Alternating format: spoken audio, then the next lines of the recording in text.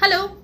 So next 24 hours তোমাদের health কীরকম থাকতে চলেছে, টাইমলেস যখন থেকে দেখবে তখন থেকে রিডিংটি রেজোনেট করবে। So let's see next 24 hours তোমাদের হেলথ কীরকম থাকতে চলেছে।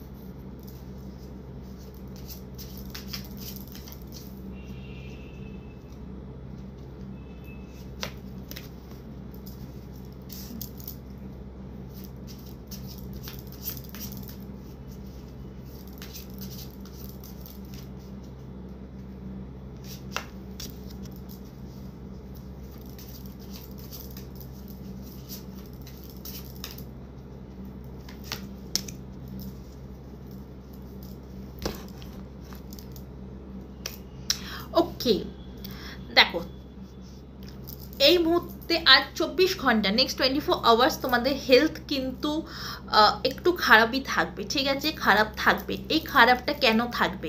এই খারাপটা থাকবে হচ্ছে তোমাদের চিন্তা ভাবনার জন্য। তোমরা এতটাই সব কিছু নিয়ে চিন্তা ভাবনা করছো, ওয়ারিড আছো, সেই জন্য এটা কিন্তু কোনো মেজর হেলথ ইস্যু নয়, ঠিক আছে? কোনো মেজর হেলথ ইস্যু নয়। যা হেলথ ইস্যু তোমার এখন হয়েছে, এই মুহূর্তে যা হেলথ ইস্যু হয়েছে সেটা শুধুমাত্র কিন্তু নিজের ভাবনা চিন্তার দ্বারা হয়েছে। এবার কেন হয়েছে, এটা কি রিজনে হয়েছে?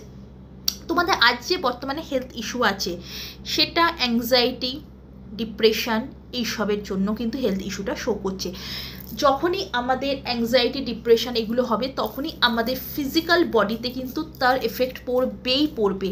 আর যে নার্ভের সমস্যা, এত নার্ভের সমস্যা কেন হচ্ছে? কারণ একটাই তার রিজন, আমাদের অ্যাংজাইটি, ডিপ্রেশনের জন্য। যাদের নার্ভের সমস্যা একটুখানি ভালো করে, তোমার নিজের হলে তুমি নিজে সেটা বেটার জানো, অন্য কারোর হলে একটুখানি ভালো করে খবর নাও, দেখো তার অ্যাংজাইটি আছে, ডিপ্রেশন আছে, তাই জন্য তার নার্ভের কিন্তু সমস্যা হয়েছে। ওভারঅল আমাদের বডিতে যে সমস্যাগুলো হয়, কেন হয়? সেগুলো চক্রা ব্লকের জন্যই কিন্তু হয়। সেই জন্য আমাদের চক্রা ওপেন করাটা খুব ইম্পর্টেন্ট। কিভাবে ওপেন হবে? ফার্স্ট, রেকি হিলিং এমন একটা হিলিং যার দ্বারা তোমার শরীরে সব চক্রকে অ্যাক্টিভেট করা হয়, আর যার ফলে আস্তে আস্তে তোমার শরীরে কিন্তু সব ডিজিজ চলে যায়। আমি প্রফেশনাল রেকি হিলার, সো আমি ডেফিনেটলি রেকি হিলিং করি। এর সাথে আরও একটা জিনিস, রেকি হচ্ছে সবার আগে, এর ওপর কোনো কথা নেই। অ্যান্ড সেকেন্ড, এক্সারসাইজ, যেটা মোস্ট ইম্পর্টেন্ট কিন্তু। সো আজ যে তোমাদের এই যে টেনশান, অ্যাংজাইটি, ডিপ্রেশান, একটা তোমার কোথাও রিগ্রেট হচ্ছে, কিন্তু এটা কেন হচ্ছে? পাস্টে নিজের সাথে নিজে তোমার একটা যুদ্ধ চলেছে, নিজের সাথে নিজে তোমার যুদ্ধ হয়েছে। সেটা ফ্যামিলি কারণ হতে পারে, সেটা হেলথ ইস্যু হতে পারে, সেটা রিলেশনশিপ ইস্যু হতে পারে। যেটাই হয়ে থাকুক, পাস্টে তোমার সাথে কিন্তু নিজের সাথে নিজের একটা অতিরিক্ত যুদ্ধ চলেছে, একটা ঝামেলা, অশান্তি, অনেক কিছু হয়েছে। পাস্টে তোমার কিন্তু হেলথ খুব খারাপ ছিল, আর আজ তুমি সেটা নিয়ে রিগ্রেট করছো। কিন্তু কেন তোমার এই হেলথ খারাপ ছিল? তার কারণ কি? ডিপ রুটেড কজ কি? ডিপ রুটেড কজ হচ্ছে তোমার কেয়ারলেস। তোমার যখন শুরুতে একটু করে হেলথ ইস্যু হচ্ছিল, তখন তুমি কি করেছো? তুমি কিন্তু কারোর কথা শোনোনি। তুমি না ডক্টরের কথা প্রপার শুনেছো, না তোমার ওয়েল উইশার্সদের কথা প্রপারভাবে শুনেছো, যারা তোমার ভালো চায়, যারা তোমায় বলেছে এতবার যে ডক্টর যেটা বলছে সেটা করতে, অথবা এক্সারসাইজ করতে, অথবা তারা হয়তো বলেছে যে ডক্টর দেখাতে এখনও হাতে সময় আছে, দেরি হয়ে যায়নি, ডক্টর দেখালে কিন্তু ঠিক হয়ে যায়। বাট তুমি এগুলো শোনোনি, তুমি একটাও কথা না শুনে তুমি তোমার মতন জীবনটাকে চালিয়েছো। তুমি মনে করেছো ঈশ্বর আছে, ইউনিভার্স আমায় দেখবে, যার জন্য পাস্টে তোমার হেলথ ইস্যু হয়েছে। আর নিজের সাথে নিজেরই একটা এই জন্য যুদ্ধ চলেছে, খুবই খারাপ একটা হেলথ ইস্যু তোমার হয়েছে। কিন্তু একটা প্রেজেন্ট এই মুহূর্তে তুমি 24 ঘন্টার মধ্যে কিন্তু সেই যে পাস্টে যে হেলথ ইস্যুটা হয়েছে সেটা নিয়ে রিগ্রেট করছো, আর তোমার প্রচণ্ড অ্যাংজাইটি, ডিপ্রেশন হচ্ছে। কিন্তু থাকবে নেক্সট 24 আওয়ার্স। সো তোমাদের জন্য গাইডেন্স হচ্ছে নেচারের সাথে কানেক্টেড হও, নেচারের সাথে কানেক্টেড হও, প্রপার যেটা দরকার সেটা করো। তোমাকে বলা হচ্ছে নেচারের সাথে কানেক্টেড হতে এবং প্রপার যেটা দরকার সেটা করতে বলা হচ্ছে। যতক্ষণ না তুমি নেচারের সাথে কানেক্টেড হবে ততক্ষণ কিন্তু কিচ্ছু হবে না, তোমার শরীর ঠিক হবে না।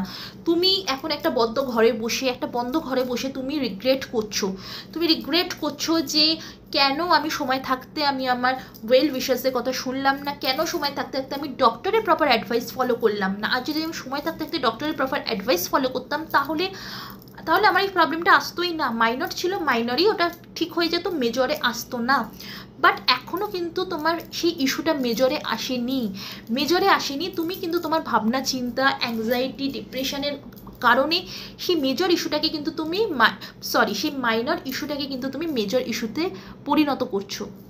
সো তোমার জন্য গাইডেন্স হচ্ছে দ্য এমপ্রেসের রূপে আসো, নেচারের সাথে কানেক্টেড হও। নেচারের সাথে কানেক্টেড হওয়াটা খুব দরকার। মর্নিং ওয়াকে যাও, সকালবেলা মর্নিং ওয়াকে যাও, রাত্রিবেলা আফটার ডিনার একটু বেরো, একটু হাঁটাহাঁটি করো। যদি না বেরোতে পারো বাড়ির ছাদে যাও, ছাদে গিয়ে একটু হাঁটাহাঁটি করো, নেচারের সাথে কানেক্টেড হও, এক্সারসাইজ করো। মোস্ট ইম্পর্টেন্ট যেটা আমি দেখো শুরুতেই বলেছিলাম, এক্সারসাইজ খুব ইম্পর্টেন্ট। এর পাশাপাশি of course reiki healing the most important. Reiki কি সেই বিষয়ে আরও জানতে হলে গুগলে যাও, গুগলে গিয়ে সার্চ করো হোয়াট ইজ রেকি, গুগলে সার্চ করো, পুরো ডিটেলস তোমরা পেয়ে যাবে। তোমরা যদি গাইডেন্স ফলো না করো ফিউচারে কিন্তু তোমাদের আর্থিক সংকট আসবে, তোমরা ফিউচারে খুব লোনলিনেস ফিল করবে, তোমরা ফিউচারে কিন্তু মনে হবে যে আর পাচ্ছি না, সব কিছু ছেড়ে ছুড়ে চলে যেতে ইচ্ছে করবে, এতটাই টায়ার্ড হয়ে পড়বে যে তোমরা ট্রিটমেন্ট ঠিকভাবে করাতেও পারবে না কারণ আর্থিক সংকটের জন্য। ফিউচারে কিন্তু আর্থিক সংকটের জন্য তোমরা করাতে পারবে না। এই আর্থিক সংকট কেন আসবে? অবভিয়াসলি যে মানুষ ডিপ্রেশন, অ্যাংজাইটিতে থাকবে তার আর্থিক সংকট ডেফিনেটলি আসবে। কেন আসবে? কারণ তোমার চাকরাস ব্লক হয়ে গেছে অলরেডি। তোমার চাকরাস কিন্তু অনেকগুলো চক্র, আমাদের শরীরে কিন্তু অনেক চক্র থাকে, তার মধ্যে 7টি চক্র হচ্ছে মেন চক্র। সেই 7টি চক্রই যদি আমাদের ব্লক হয়ে গিয়ে থাকে তাহলে কিভাবে টাকা পয়সা পজিটিভিটি আমাদের কাছে অ্যাট্রাক্ট হবে? কিভাবে অ্যাট্রাক্ট হবে না, পসিবল নয় সেই পজিটিভিটি অ্যাট্রাক্ট হওয়া। সেই জন্য চক্রা ওপেন করাটা খুব ইম্পর্টেন্ট। 7টি কী চক্র? রুট চক্র, যেটা সামনের দিকে একদম জেনিটালের থাকে এবং পেছন থেকে টেলবোন যেখানে শেষ হচ্ছে সেখানে অবস্থিত root chakra. Solar plexus chakra, sacral chakra, heart chakra, throat chakra, brow chakra, crown chakra. Solar plexus chakra, তারপরে তোমার হার্ট চক্রা, থোরাট চক্রা। যখনই এই সব চক্র ব্লক হয়ে যাবে তখনই কিন্তু ধীরে ধীরে সব প্রবলেম কিন্তু আস্তে আস্তে আমাদের শরীরে অ্যাট্রাক্ট করতে থাকে। তাই জন্য বন্ধুরা একটুখানি নেচারের সাথে কানেক্টেড হও। নেচারের সাথে কানেক্টেড হওয়াটা কিন্তু খুব গুরুত্বপূর্ণ।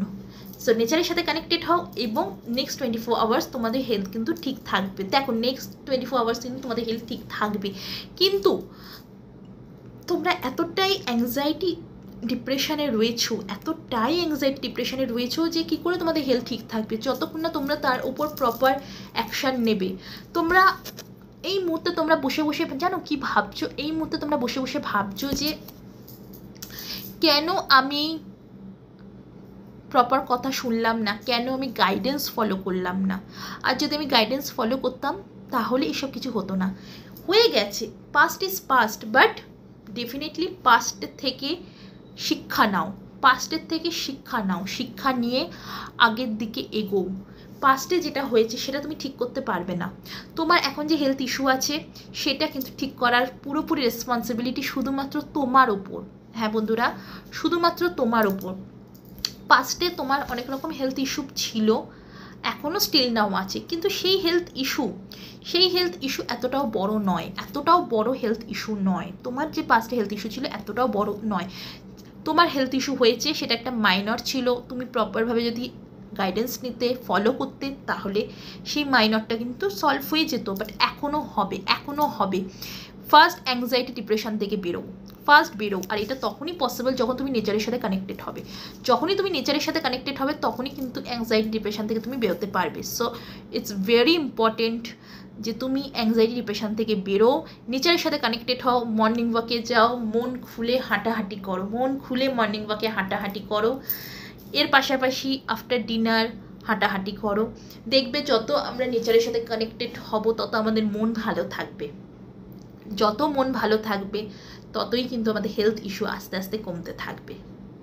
সো এই ছিল নেক্সট 24 আওয়ার্স তোমাদের কেমন থাকবে হেলথ ইস্যু। Bye bye.